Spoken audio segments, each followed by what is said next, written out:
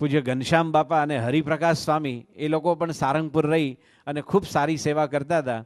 એટલે દિલીપભાઈ ત્યાં ગયા, ત્યાં સારંગપુરમાં, અને સારંગપુરમાં જઈ અને એમણે ઘનશ્યામ બાપાને મળ્યા અને કીધું કે તમે યોગી બાપાની હાજરીમાં તો બહુ જ પદ ગાતા હતા, કારણ કે લંડનની જ્યારે પ્રતિષ્ઠા થઈ અને હાઇડ પાર્ક સ્ટ્રીટમાં જે આમ મોટી નગરયાત્રા નીકળેલી એ વખતે પ્રમુખ સાંઈ મહારાજ, યોગી બાપાની બાજુમાં પ્રમુખ સાંઈ મહારાજ, અને એ ફ્લોટની અંદર ઘનશ્યામ બાપાએ હાથમાં કરતાલ લઈ વાલા રૂમઝૂમ કરતા કાન મારે ઘેર આવો યોગી બાપાની સામે મુજરા કરતા જાય.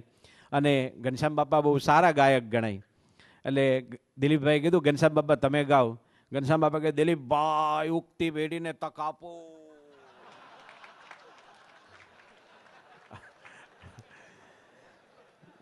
તો કે ના ના ઘનશ્યામ બાપા તમે પ્રયત્ન કરો. તો ઘનશ્યામ બાપા કે હું જ્યારે ગાઉં ને તો મારી જોડે અલારખા સાહેબ ભલે દુનિયાના બેસ્ટ તબલા વાદક ગણાય, અલારખા, ઝાકીર હુસેન, અનિંદો ચેટર્જી, શામતા પ્રસાદ, કિશન મહારાજ કોઈ ન ચાલે. મારી જોડે એક વલ્લભ જ ચાલે, કૃષ્ણ વલ્લભ, જે વલ્લભ સ્વામી દોકડ વગાડતા જે ખોળામાં મૂકીને. એટલે પછી ઘનશ્યામ બાપાને આપ્યું. તો ઘનશ્યામ બાપા છે એ જ્યારે જય બોલાવે તો જેને ક્રિકેટની ભાષામાં કહે ને રાઉન્ડ ધ વિકેટ હોય છે, એમની જય છે ને આપણે બધા જય બોલાવીએ, સ્વામિનારાયણ ભગવાનની જય એમ કરીને શરૂ કરીએ. તો ઘનશ્યામ બાપાને આ ભજન આપ્યું. એટલે ઘનશ્યામ બાપાએ પછી શરૂ કર્યું, શ્રી સ્વામિનારાયણ ભગવાન અક્ષર પુરુષોત્તમ મહારાજની જય, યોગીરાજ મહારાજની જય, પ્રમુખ સ્વામી મહારાજની જય. દિખલા દીદાર પ્યારા, દિખલા દીદાર પ્યારા મહેબૂબ,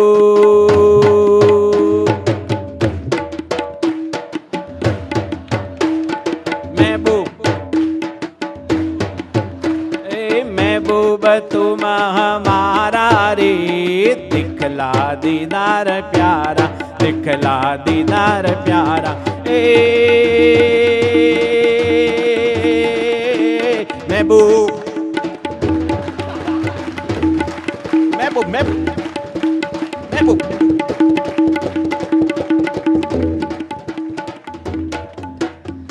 દિલીપ કાકા કે હો કેટલું સરસ ગાવ છો, પણ તમે 12 વાર તો મહેબૂબ બોલ્યા સતત, મહેબૂબ, મહેબૂબ, મહેબૂબ, મહેબૂબ, મહેબૂબ, મહેબૂબ.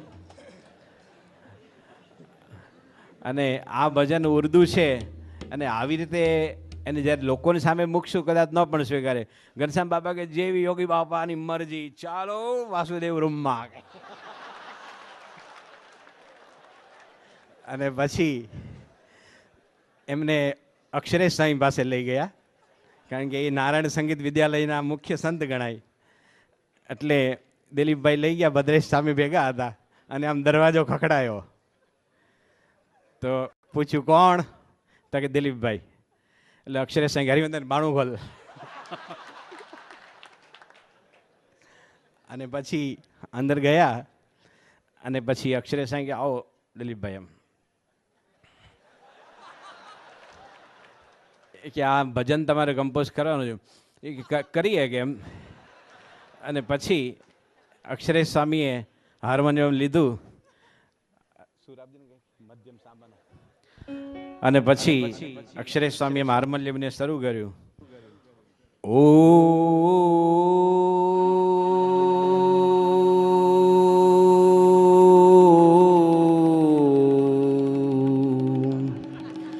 હરે ઓ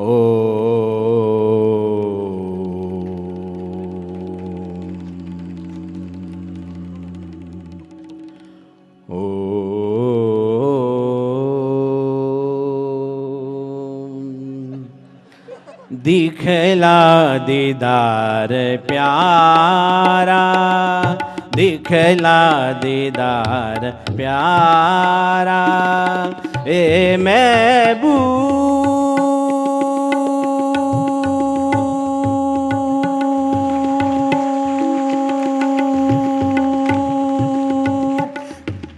તમ દાના ના ના ના ના ના ના ના ના ના ના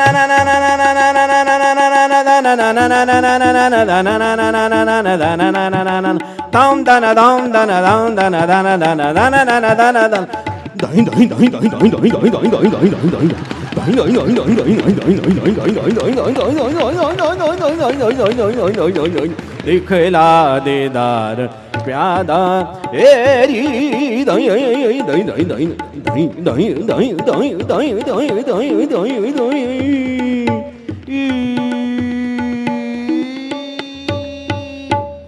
એમણે 21 મિનિટ સુધી ગાયું. એની વચ્ચે ભદ્રેશ સ્વામી દિલીપભાઈ ધોળકિયાને નાસ્તો કરાવીને લાવ્યા. આ એમણે ગાયું વચ્ચે નાસ્તો કરાવીને પાછા લાવ્યા. અક્ષરે સાંઈ કે કેવું લાગ્યું કાકા? એમ કાકા કે ફેન્ટાસ્ટિક, કે ખમણ બહુ સરસ બનાવે લાગે. અને એમની પાસેથી પછી આ ભજન લીધું. અને અમારા બધા જેટલા સાધકો અત્યારે ટ્રેનિંગ લે છે, અને બધાને ઘણા તો ખ્યાલ નહીં હોય કે 1976 થી 81ની વચ્ચે પૂજ્ય યોગીચરણ સ્વામીના નેતૃત્વ નીચે અમે જ્યારે કીર્તન આરાધના કરતા ત્યારે ઘણી બધી શ્રેષ્ઠ આરાધનાઓની કોમેન્ટ્રી એ પૂજ્ય નારાયણ મુનિ સ્વામી આપતા. અને એણે એટલું બધું સાહિત્યનો ઊંડો અભ્યાસ કરેલો કે કેટલાક સાહિત્યકારો પણ એ જ્યારે કોમેન્ટ્રી આપતા ત્યારે એમનું જે ખાસ કરીને સાહિત્યનું જે સ્ટડી અને બધા રેફરન્સ એનાથી બહુ રાજી થતા. એટલે નારાયણ મુનિ સ્વામી છે એ બહુ મિષ્ટભાષી છે, મધુર બોલે, અને આપણને ખૂબ આનંદ થાય. તો પૂજ્ય નારાયણ મુનિ સ્વામી પાસે દિલીપભાઈએ કીધું કે આ ભજનને તમે કેવી રીતે કમ્પોઝ કરો? એટલે નારાયણ મુનિ સ્વામી કહે, કારણ કે આપણે 77માં દારેસ્લામમાં હતા ત્યારે જૂના મંદિરના એક પ્રમુખ હતા પ્રેમજીભાઈ, એમણે નારાયણ મુનિ સ્વામીને એવું પૂછેલું કે તમે આટલું સરસ મીઠું બોલો છો તો ગાતા કેમ નથી? કે કારણ કે બોલે બહુ સરસ. એટલે મુનિ સ્વામીને કીધું કે આ ભજન તમે કમ્પોઝ કરો. એટલે મુનિ સ્વામીએ શરૂ કર્યું, હે દિખલા દીદાર પ્યારા બાપા, દિખલા દીદાર પ્યારા ને બાપા, મહેબૂબ તુમ હમારા બાપા, માશુક જરા દે દેના બાપા.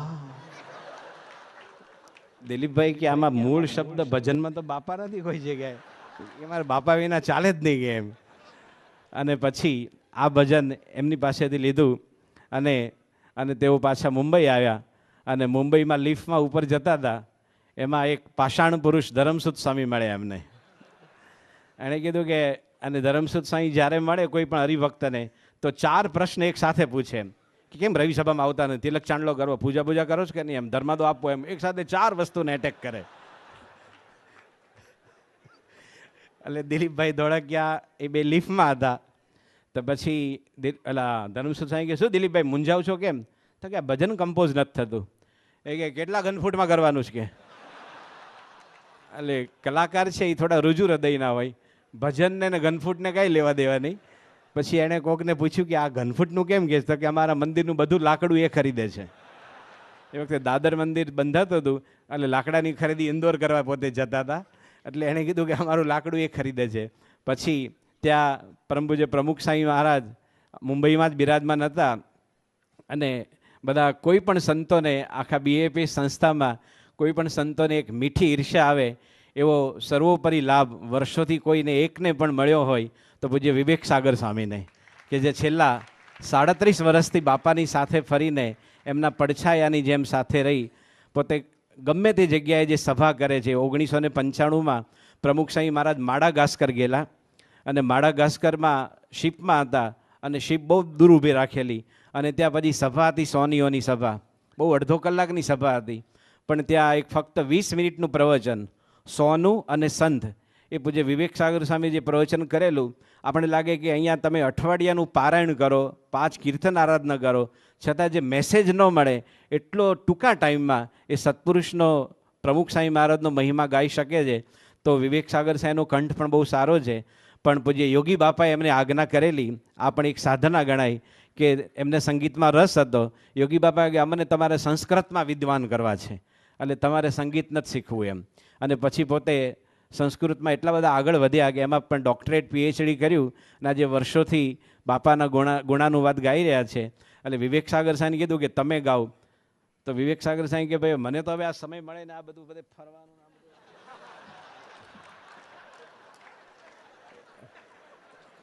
એટલે પછી કે ના પણ તમે કમ્પોઝ કરો. એટલે પછી એમણે શરૂ કર્યું. વંદે શ્રી પુરુષોત્તમં જ પરમં ધામાક્ષરમ જ્ઞાનદમ વંદે પ્રાગજીભક્તમેવ મનગમ બ્રહ્મ સ્વરૂપમ મુદા વંદે યજ્ઞપુરુષદાસ ચરણમ શ્રીયોગિરાજમ તથા વંદે શ્રી પ્રમુખમ ગુણાલય ગુરુમ મોક્ષાય ભક્ત્યા સદા. दिखला दीदार प्यारा हे महबूब तुम हमारा माशूक जरा ज देना नैनो का नजारा इतने में तो होएगा आशिकों ना गुजारा दिखला दीदार प्यारा हे महबूब तुम हमारा. આમાં જે મહારાજે દીખલાનો જે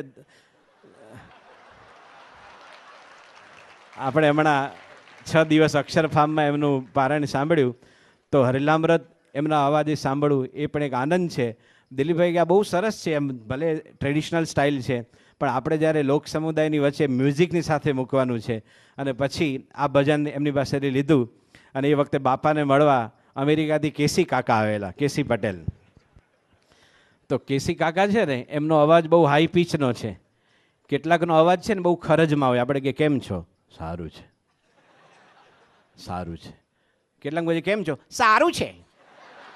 એ આમ ત્રીજે માળેથી જ બોલતો હોય. એટલે કેસી કાકા છે એમને કીધું કે આ ભજન તમે કેવી રીતે કમ્પોઝ કરો? તો દિલીપ કેસી કાકા કે કરીએ, મહારાજને યાદ કરીએ મળી. સ્વામિનારાયણ ભગવાનની અક્ષર પુરુષોત્તમ મહારાજની દિખલા દીદાર પ્યારા બાપા આ બધાને દિખલા દીદાર महबूब तू हमारा बापा हाँ बापा महबूब તું हमारा. અને પછી દિલીપભાઈ કે ભાઈ તમે તો આ પ્રવચન શરૂ કર્યું અને કમ્પોઝ કરવાનું છે. અને 2004માં જ્યારે પ્રમુખ સ્વામી મહારાજ અમેરિકા હતા અને ઓર્લેન્ડોમાં શિબિર હતી એ વખતે પરદેશના છોકરાઓ માટે એક નવી આઈટમ પેશ કરેલી કે માનો કે આ ભજન છે એ માઇકલ જેક્સનને આપવામાં આવે, દિખલા દીદાર ભજન, તો માઇકલ જેક્સન કેવી રીતે ગાય એનો પણ એક પ્રયત્ન કરેલો, એને આપણે સાંભળીશું.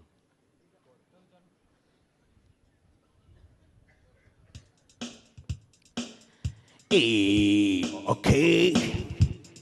Hey. Okay, are you ready? Oh, hey, come on. Hey, let's say. Hey, okay, bye. Take away. Hey, दिखला. Hey, दिखला. Hey, दीदार. Hey, प्यारा. Hey, महबूब.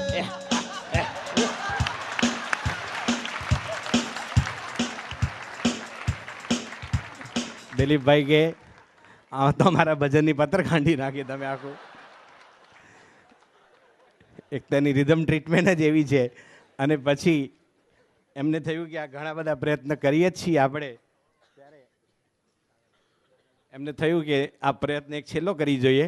એટલે તેઓ વિદ્યાનગર આવ્યા. બધા જૂના યુવકો, નવા યુવકો અને અહીંના સંતોની ઈચ્છા છે એટલા માટે કે વિદ્યાનગરમાં એમણે બાપજીને કીધું કે બાપજી તમે આ ભજન કમ્પોઝ કરો. કે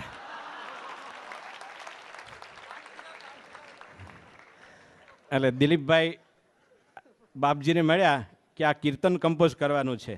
તો બાપજી કે તમે જમ્યા? બાપજી પહેલો પ્રશ્ન એ બધે કોઈ મળે કે તમે જમ્યા? પછી દિલીપભાઈ કે હા. એટલે બાપજી કે તો લુબ્રિકેન્ટ જેવું કરી દઈએ. એમની કથામાં કેટલાક શબ્દો વારંવાર ત્રીજે દિવસે એ શબ્દો આવતા હોય છે. બાપજી કે તો લુબ્રિકેન્ટ જેવું કરી દઉં. અને ખડ જેવું કીર્તન છે કે ખડ જેવું. પછી બાપજી કે આ કીર્તન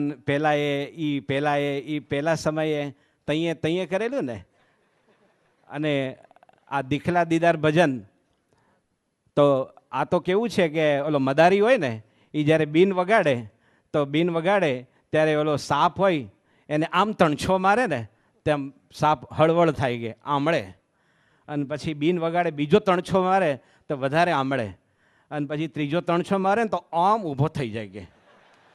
પણ કેટલાક પૈડવા જેવા હોય ને એ તો ઊભા જ ન થાય કે. એમ હું તમને કહું કે આ તમે કીર્તન લાયા પણ એમાં મૂળ વાર્તા એવી છે, એમ કરી એમણે 2 વાર્તા 3 વાર્તા કીધી ને તો દિલીપભાઈ તો કન્ફ્યુઝ થઈ ગયા કે આ મને કમ્પોઝ કરી દેશે કે વાર્તા કરવાના છે. એટલી બધી એની અંદર વાર્તામાંથી વાર્તા શરૂ થઈ, એટલે પછી આ ભજન કમ્પોઝ એમની પાસેથી ન થયું. અને એ વખતે કિશોર કુમાર પણ હતા, અને કિશોર કુમાર છે એની ગાયકીમાં પણ એક જાદુ હતો. એ યોડલિંગ જે કરતા એ પોતાને કુદરતી ગાયકી હતી. એટલે દિલીપભાઈ ધોળકિયા છેલ્લે કિશોર કુમારની પાસે જાય છે, અને કિશોર કુમારને આ કોડ કહે છે, કિશોર કુમારને કહે છે કે તમે આ ભજનને કમ્પોઝ કેવી રીતે કરો. એટલે કિશોર કુમાર પોતાની સ્ટાઇલમાં કરે છે. દિખલા દીદાર પ્યારા હે મહેબૂબ તુમ હમારા, ए माशुक जरा ज देना नैनो का नजारा हूँ.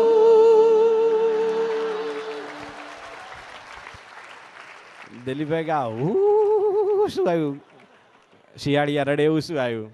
તો કે આ તમારી યોડલિંગ સ્ટાઇલ છે. અને એ ભજન એમની પાસેથી પણ લીધું, અને છેલ્લે પોતે સ્વયં કમ્પોઝ કરી હિન્દુસ્તાનના બહુ જ પ્રસિદ્ધ ગાયક મન્ના બાબુ મન્નાડે પાસે ગૌરાયું. અને આજે પણ આજે આપણા ભજનો છે એ હિન્દી ભજનોની અંદર બહુ અનુપમ ગણાય એવું એ ભજન એની એક જ કડી ગાઈ આપણે કીર્તન પૂરું કરશું. દિખલા દીદાર પ્યારા, દિખલા દીદાર પ્યારા, એ મહેબૂબ હમારા, દિખલા દીદાર પ્યારા, દિખલા દીદાર